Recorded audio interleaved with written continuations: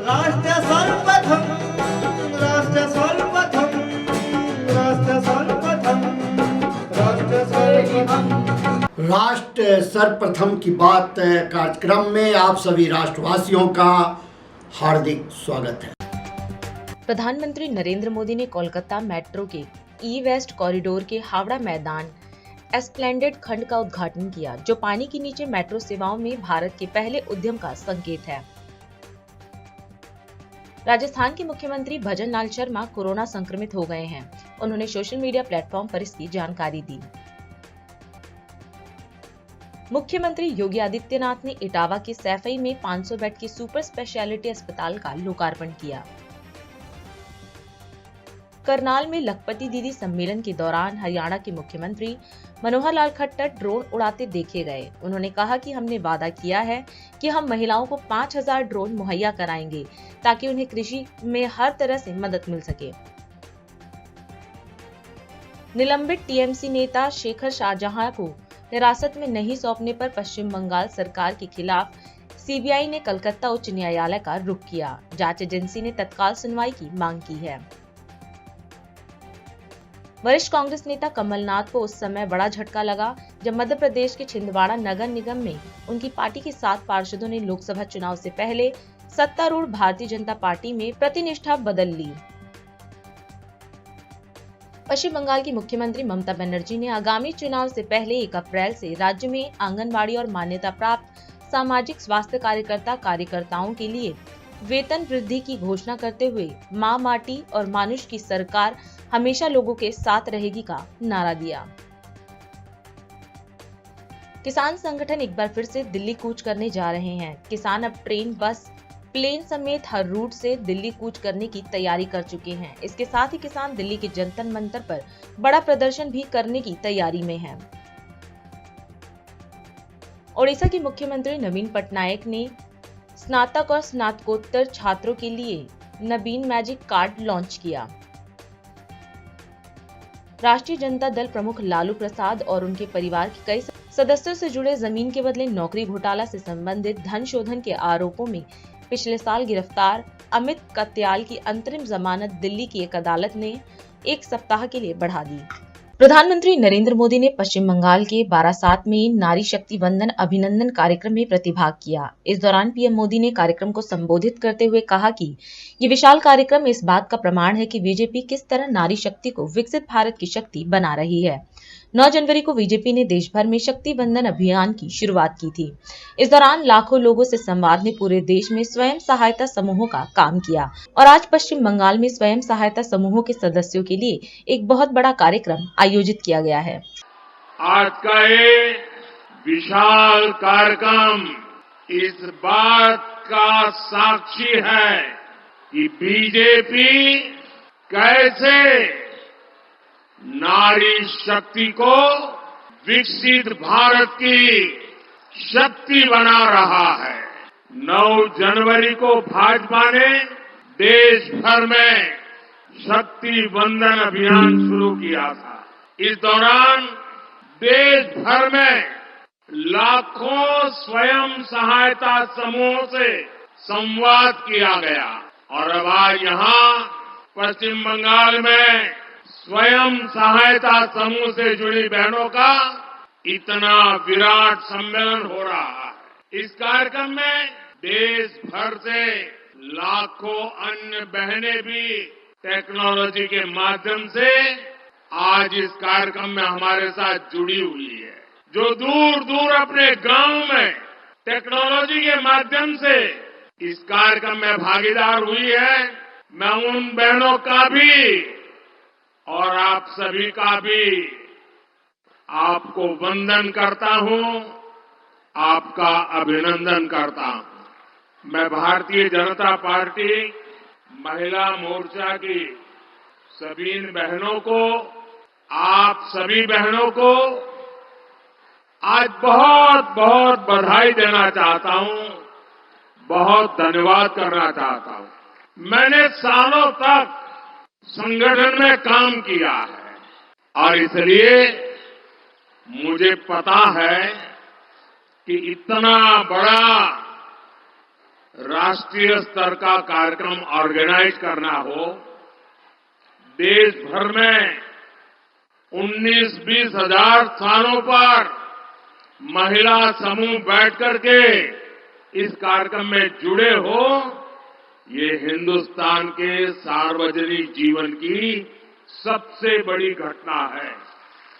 और इसलिए आप सब भी अनेक अनेक अभिनंदन के अधिकारी हैं और आपने परंपराओं को भी तोड़ा है।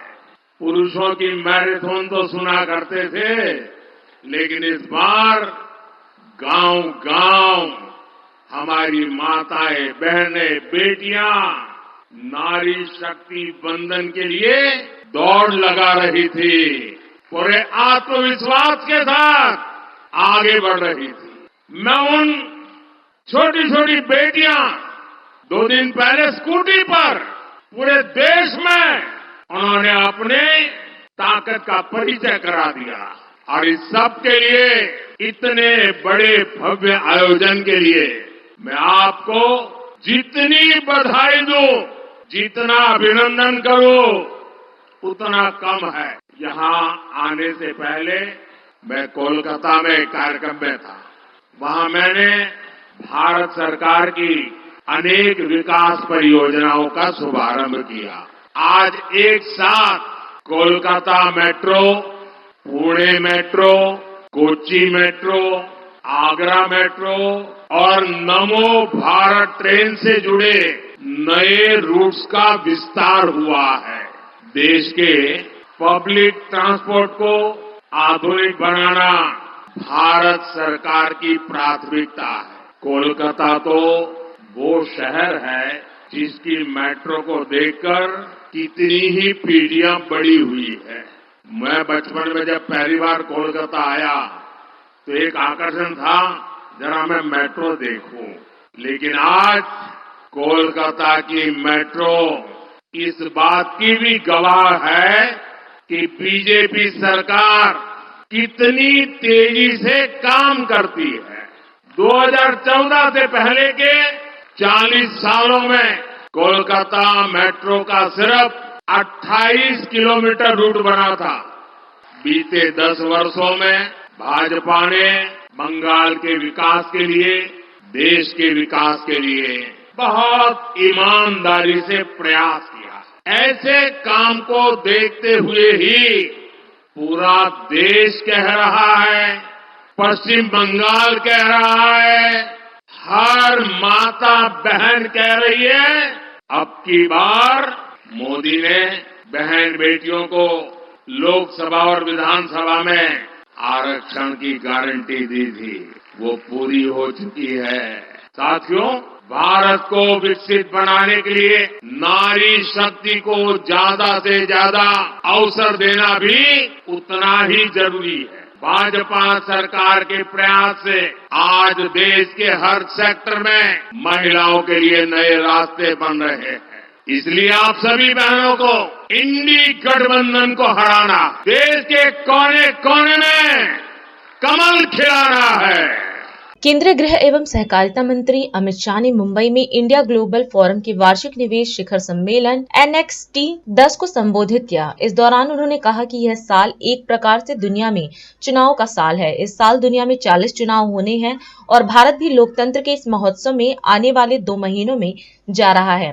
उन्होंने कहा कि भारत में होने वाला चुनाव आने वाले 25 वर्ष का भविष्य तय करने वाला चुनाव है। गृह मंत्री ने कहा कि बीते 10 साल में पीएम मोदी देश में परिवर्तन की बयार लेकर आए हैं। हर क्षेत्र में परिवर्तन और बदलाव हुआ है। उस नींव के आधार पर साल 2047 में जब देश आजादी की शताब्दी मनाएगा, तब यह देश कहां होगा, यह अगले 5 साल में निर्धारित हो जाएगा।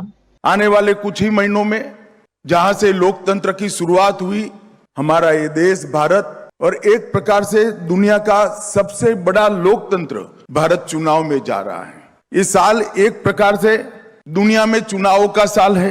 इस साल में दुनिया में 40 चुनाव होने हैं और भारत भी ये लोकतंत्र के महोत्सव में आने वाले 2 महीने के अंदर जा रहा है।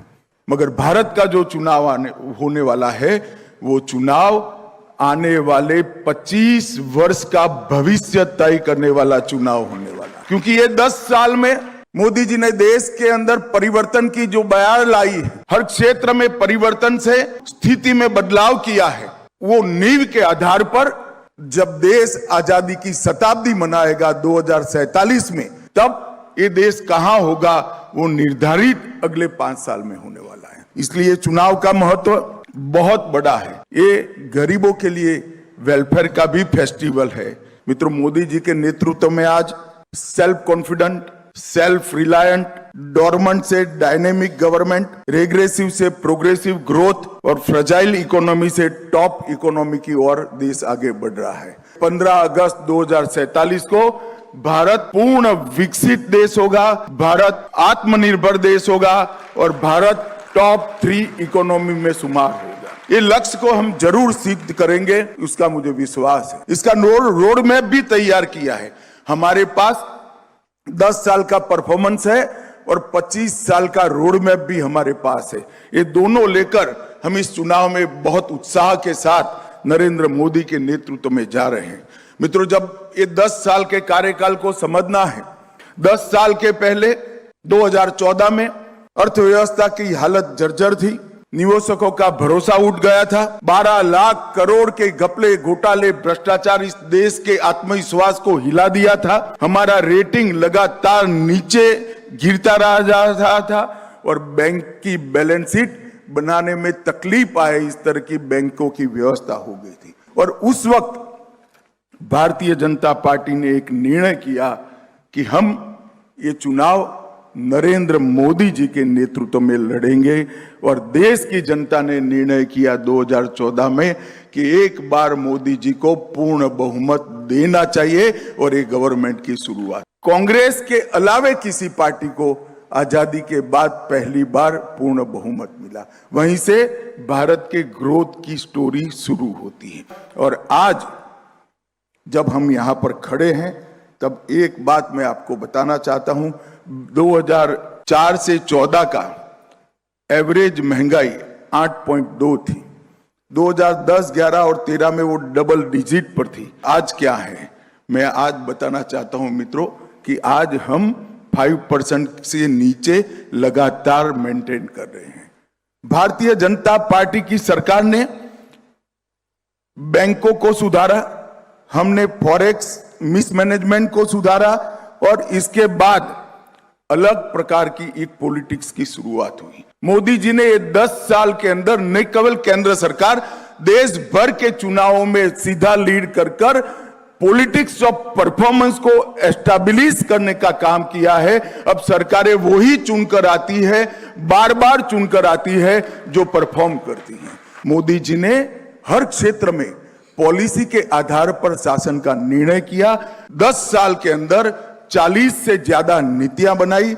मैं इकोनॉमी की बात करूं तो PLI की policy, national policy on electronics, make in India, startup India, stand up India, skill India, GST, Dhruv, digital India, quantum mission, हमारी नई एजुकेशन पॉलिसी, स्किल की policy, Indian space policy, drone की policy, green hydrogen mission, Govardhan और green India, ये सारी policy ने हमारी economy को शेप देने का काम किया है। और पॉलिसी ड्रिवन स्टेट कैसा होता है उसका बेस्ट एग्जाम्पल नरेंद्र मोदी जी ने दिया और आज पॉलिसी ड्रिवन स्टेट बनकर हम आगे बढ़ रहे हैं।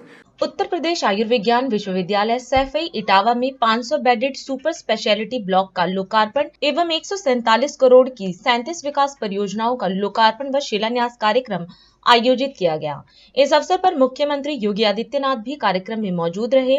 सीएम योगी ने कार्यक्रम को संबोधित करते हुए कहा कि आज उत्तर प्रदेश में गवर्नमेंट सेक्टर में 45 जनपदों में 45 मेडिकल कॉलेज बन चुके हैं। बाकी बचे जनपदों में भी मेडिकल कॉलेज के निर्माण की कार्यवाही युद्ध स्तर पर जारी है। वहीं सीएम ने बताया कि पीएम मोदी के नेतृत्व में देश में आज एम्स की संख्या बढ़कर 22 हो गई है।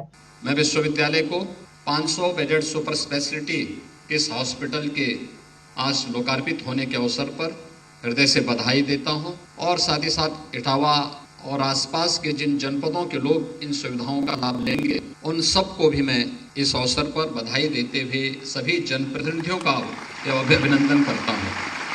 एक हॉस्पिटल या एक संस्थान कैसे ग्रामीण क्षेत्र की व्यवस्था को भी आमूलचूल परिवर्तन करने में योगदान दे सकता है, यह आज प्रदेश के अलग अलग जनपदों में ग्रामीण क्षेत्र में बन रहे प्रधानमंत्री मोदी जी के विजन के अनुरूप मेडिकल कॉलेजेस उसके उदाहरण हैं। आपने देखा होगा कि 2017 तक 1947 से 2017 तक 70 वर्षों में केवल 12 गवर्नमेंट मेडिकल कॉलेज यूपी में बन पाए थे, और आज उत्तर प्रदेश में 45 मेडिकल कॉलेज बनकर के गवर्नमेंट सेक्टर में 45 जनपदों में मेडिकल कॉलेज बन चुके हैं।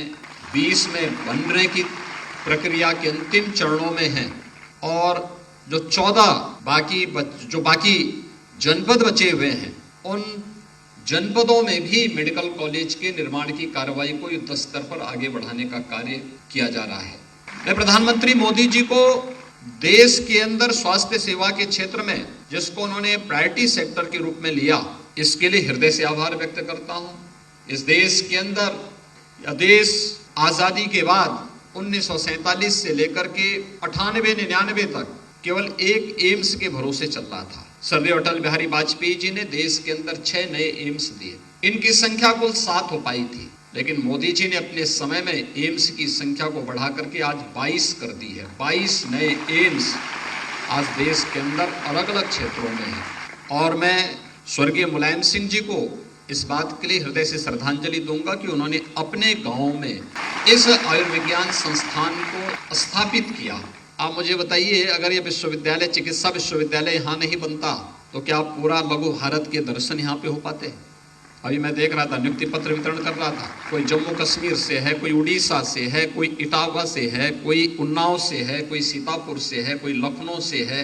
लेकिन जब पूरा लघु भारत यहाँ पे आया, पूरे देश से छात्र भी मेडिकल की पढ़ाई करने के लिए, और साथ ही साथ यहाँ पर कार्मिक भी, मेडिकल की फैकल्टी भी है, स्टूडेंट भी हैं, यहाँ के कार्मिक भी हैं, वो अलग अलग क्षेत्रों से आकर के यहाँ पे अपनी सेवाएं भी दे रहे हैं, और नजदीक से समझने जानने का अवसर मिल रहा है। स्थानीय लोगों के लिए रोजगार की सृजन की भी संभावनाएं इससे बढ़ती हैं, और सचमुच एक अच्छी सोच है। इस अवसर पर आयुर्विज्ञान संस्थान तेजी के साथ अपना कार्य आगे बढ़ा रहा है। वास्तव में आज की आवश्यकता है, और मुझे प्रसन्नता है कि ग्रामीण क्षेत्र के इस आयुर्विज्ञान विश्वविद्यालय ने पिछले कुछ समय से सरकार के स्तर पर दिए गए प्रयासों का परिणाम आज सुपर स्पेशलिटी ब्लॉक यहाँ पे अच्छे ढंग से क्रियाशील हो चुका है, और होने की ओर अग्रसर भी है। उत्तर प्रदेश के अंदर हमारे पास पुराने 7 मेडिकल कॉलेजेस थे। उन 7 मेडिकल कॉलेजेस में सामान्य मेडिकल कॉलेज चलता था, यूजी पीजी की क्लासेस चलती थी, सुपर स्पेशलिटी का कोई भी इस प्रकार का ब्लॉक नहीं था। 2014 में जब मोदी जी देश के प्रधानमंत्री बने, उन्होंने इन 7 के लिए सुपर स्पेशलिटी के ब्लॉक स्वीकृत किए। इसमें गोरखपुर, आगरा, बरेली, मेरठ, प्रयागराज, झांसी, इन सभी जनपदों में सुपर स्पेशलिटी के ब्लॉक बने। आज वे सफलतापूर्वक कार्य कर रहे हैं। हम देखते हैं कि पेशेंट को वहीं पे लोकल स्तर पर ही वे सुविधाएं प्राप्त होती हैं, स्वास्थ्य की बेहतरीन सुविधाएं प्राप्त होती हैं, कार्डियो का हो, न्यूरो का हो, नेफ्रो का हो, ऑन्कोलॉजी का हो, ये सभी सुविधाएं उनको वहां पे प्राप्त होने लगती है। तो एक जगह भीड़ होने से बचती है। देश के अंदर अलग अलग कोने में एम्स की स्थापना के पीछे भी प्रधानमंत्री मोदी जी की यही मंशा है कि ये देश के अंदर स्थानीय स्तर पर लोगों को सुविधा प्राप्त हो। और मुझे प्रसन्नता है कि आज यहाँ पे जहाँ इस मेडिकल कॉलेज के सुपर स्पेशलिटी के नए हॉस्पिटल का लोकार्पण हो रहा है, वहीं साथ ही साथ यहाँ के नवनियुक्त कार्मिकों को भी नियुक्ति पत्र दिया गया है। नियुक्ति पत्र में मैं देख रहा था, देश के अलग अलग क्षेत्रों से भी लोग आए हैं। अच्छे लोग आएंगे, कार्य करेंगे, अपने स्किल को यहाँ के स्केल के साथ जोड़ेंगे, उन्हें भी आगे बढ़ने में मदद मिलेगी। एक अच्छा प्रयास है। मैं विश्वविद्यालय को इस अच्छे प्रयास के लिए हृदय से बधाई देता हूँ, अपनी शुभकामनाएं देता हूँ। अभी समय है एक ब्रेक का, हम चलते हैं ब्रेक पर। आप कहीं जाए नहीं, छोटा सा break. Powered by Kamal Buildtech Private Limited, fulfilling promises. With our professional team and experience of delivering projects in past, we guarantee you peace of mind and top quality work in an affordable price. और अधिक खबरों के लिए आप हमारे YouTube channel दैनिक India दर्पण को अभी सब्सक्राइब करें और नोटिफिकेशन के लिए बेल आइकन को प्रेस करना ना भूलें। राष्ट्र सर्वप्रथम की बात कार्यक्रम में ब्रेक के बाद एक बार फिर आप सभी राष्ट्रवासियों का स्वागत। उत्तराखंड के मुख्यमंत्री पुष्कर सिंह धामी ने उधम सिंह नगर में नजूल भूमि का निशुल्क पट्टा वितरण एवं किफायती आवास आवंटन लोकार्पण व शिलान्यास कार्यक्रम में प्रतिभाग किया। इस दौरान सीएम धामी ने नजूल भूमि का निशुल्क पट्टा वितरण एवं किफायती आवास आवंटन कार्यक्रम में सम्मिलित होकर मालिकाना हक का पट्टा पाने वाले 2600 परिवारों को स्वामित्व पत्र एवं प्रधानमंत्री आवास योजना के 403 लाभार्थियों को आवास की चाबी प्रदान की। सीएम ने कहा कि नजूल नीति का सरलीकरण कर हमारी सरकार ने जनता को विशेष सौगात दी है। प्रथम चरण में इन 2600 परिवारों को मालिकाना हक मिलने से कॉलोनी विनियमित हो सकेगी। इसके साथ ही यह भी कहा कि अभी जो पात्र परिवार बचे हुए हैं उनको पट्टा दिलाने की प्रक्रिया पूरी की जा रही है। बहुत जल्द ही उन्हें भी उनके सपनों का घर बनाने के लिए पट्टा मिल जाएगा। मैं सर्वप्रथम तो आज नजूल भूमि के मालिकाना हक का जिनको पट्टा मिला हुआ है 2600 परिवारों एवं प्रधानमंत्री आवास योजना का प्रमाण पत्र पाने वाले सभी भाई बहनों को अपनी ओर से बहुत बधाई देता हूं, बहुत शुभकामनाएं देता हूं कि आज ये दिन उनके लिए बहुत बड़ा दिन है। इसके साथ ही आज मैं देख रहा हूं कार्यक्रम में बहुत बड़ी संख्या में हमारी माताएं बहनें, हमारे नौजवान साथी, बड़े बुजुर्ग सभी यहाँ पर पधारे हैं। भाइयों बहनों, आज मुझे निजी रूप से भी इस बात की बहुत खुशी हो रही है कि आज आखिरकार लंबे समय के बाद वो दिन आ गया जब आप सभी को अपने सपनों का आशियाना मिल रहा है, उसका पट्टा मिल रहा है। क्योंकि आजादी के बाद यह पहला मौका है जब आप लोगों को मालिकाना हक का पट्टा मिल रहा है। इसके लिए जितना संघर्ष आप लोगों ने किया, जितनी आप लोगों ने मेहनत की, मंच पर बैठे हुए हमारे सभी जनप्रतिनिधियों ने लगातार इसके लिए आवाज उठाई, उतनी ही मेहनत आपकी बनाई हुई सरकार, आपकी सरकार ने भी उतनी ही मेहनत की और उसमें कहीं कोई कमी नहीं छोड़ी। आप सबको याद होगा जब हाई कोर्ट ने, माननीय उच्च न्यायालय ने जब ये नजूल नीति थी, उस नजूल नीति को खारिज कर दिया था और हमारे जो लोग उसमें बसे हुए थे, जिनको आज पट्टा मिल रहा है और जिनको आज पट्टा नहीं मिल रहा है, निकट भविष्य में जिनको पट्टा मिलने वाला है, भविष्य में सबको पट्टा देंगे, सबकी व्यवस्था करेंगे। लेकिन उस समय जब हाई कोर्ट ने कह दिया कि इनको खाली करिए, आदेश दे दिया था, तो हमारी सरकार ने इस मुद्दे को हम उच्चतम न्यायालय में, सुप्रीम कोर्ट में लेकर गए थे। हमने सबके हक की लड़ाई लड़ी थी और उसका परिणाम हुआ था कि सुप्रीम कोर्ट से हम लोगों को जीत हासिल हुई। सुप्रीम कोर्ट ने हमारे निवेदन को अपने आदेश में पारित किया और हम वहां भी जीते। तो उसके पीछे सबसे बड़ा कारण था कि आप लोग भी हमारे साथ थे, आप लोगों का आशीर्वाद भी हमारे साथ था। इसके बाद हमने विधानसभा में ये नजूल का कानून पास किया, नजूल नीति 2021 लागू की, तमाम जो कानूनी प्रक्रियाएं हैं को अपनाया गया। तब जाकर ये आज आनंद का दिन, हम सबके स्वप्न के पूरा होने का दिन। और मैं ये कह सकता हूँ कि हमने जो आपसे वायदा किया था, जो आपको वचन दिया था, वो वचन आज के दिन पूरा हो रहा है। इतना ही नहीं, हमारी सरकार ने ये भी सुनिश्चित किया कि पट्टा लेने के लिए आपको भागदौड़ न करनी पड़े, आपको दफ्तरों के चक्कर न लगाने पड़े, आपको किसी परेशानी का सामना न करना पड़े। सरकारी योजना इसलिए नहीं होती है कि उसमें आपको परेशानी का सामना करना पड़े। इसलिए हमने सुनिश्चित किया कि हमारे प्रशासन के, हमने जिलाधिकारी जी से भी कहा कि आप ये सुनिश्चित करिए कि एक भी नजूल की भूमि पर जिनको पट्टा मिलने वाला है उनको किसी दफ्तर में न जाना पड़े। और उसका परिणाम हुआ कि कर्मचारी, अधिकारी, हमारे नगर निगम के लोग, जिला प्रशासन के लोग खुद चलकर आपके घरों तक पहुंचे और जो जरूरी औपचारिकताएं थी, जो भी काम लिखत पढ़त के होने थे, उन्होंने आपके घरों के पास आकर उनको निपटाने का काम किया। हमारी सरकार ने ये भी सुनिश्चित किया, हम जानते हैं कि जो भी नजूल की भूमि पर जिनको पट्टा मिलने वाला है, वो सारे के सारे बहुत ही सामान्य स्थितियों में रहने वाले हैं, सामान्य परिस्थितियों में रहने वाले हैं। उनको किसी भी प्रकार से कोई पैसा रुपया भी किसी को देना न पड़े। इसलिए इस प्रक्रिया में जिनको भी लाभ मिलेगा उनका 1 रुपया भी खर्च नहीं होना चाहिए। भाइयों बहनों, इसके पीछे हेतु था कि जो हमारी पार्टी की भी नीति है, सरकार की भी नीति है, प्रधानमंत्री जी का भी जो संकल्प है कि समाज के अंतिम छोर में खड़े हुए व्यक्ति तक शासन पहुंचना चाहिए, सुविधाएं पहुंचनी चाहिए, उनकी सहायता होनी चाहिए। ऐसे तमाम काम हमने करके दिखाए हैं जिनके बारे में कभी सोचा भी नहीं जा सकता था, उन सभी कामों को हमने किया है। मैं आज नजुल भूमि पर मालिकाना हक मिलने वाले सभी परिवारों को एक बार फिर से बधाई देता हूं तथा इस असंभव से दिखने वाले कार्य को संभव बनाने के लिए अपना योगदान देने वाले हमारे पूरे जिला प्रशासन के लोगों का, हमारे सभी जनप्रतिनिधियों का, आप सबका भी मैं बहुत धन्यवाद करता हूं। छत्तीसगढ़ पुलिस एवं हिदायतुल्ला राष्ट्रीय विधि विश्वविद्यालय के मध्य समझौता ज्ञापन कार्यक्रम का आयोजन किया गया। इस अवसर पर मुख्यमंत्री विष्णुदेव साय भी कार्यक्रम में मौजूद रहे। कार्यक्रम को संबोधित करते हुए सीएम साय ने कहा कि नवीन कानून छत्तीसगढ़ राज्य की कानूनी परिदृश्य में एक महत्वपूर्ण मील का पत्थर साबित होगा। नवीन आपराधिक कानूनों पर छत्तीसगढ़ के पुलिस अधिकारियों को व्यापक रूप से प्रशिक्षण प्रदान करने हेतु हिदायतुल्ला राष्ट्रीय विधि विश्वविद्यालय एवं छत्तीसगढ़ पुलिस के मध्य समझौता ज्ञापन पर हस्ताक्षर किया गया है। सीएम ने कहा कि समझौता ज्ञापन पर हस्ताक्षर करना कानूनी प्रणाली को मजबूत करने एवं सभी के लिए त्वरित न्याय सुनिश्चित करने की प्रतिबद्धता को दर्शाता है।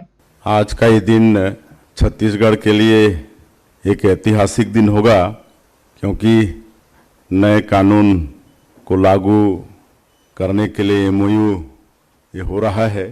और ये जानकर बड़ी प्रसन्नता हुई जो इस नए कानून के ड्राफ्ट समिति के अध्यक्ष द्वारा कि हमारा स्टेट पूरे देश में पहला स्टेट बन रहा है जो इस दिशा में सबसे पहले कदम उठा रहा है।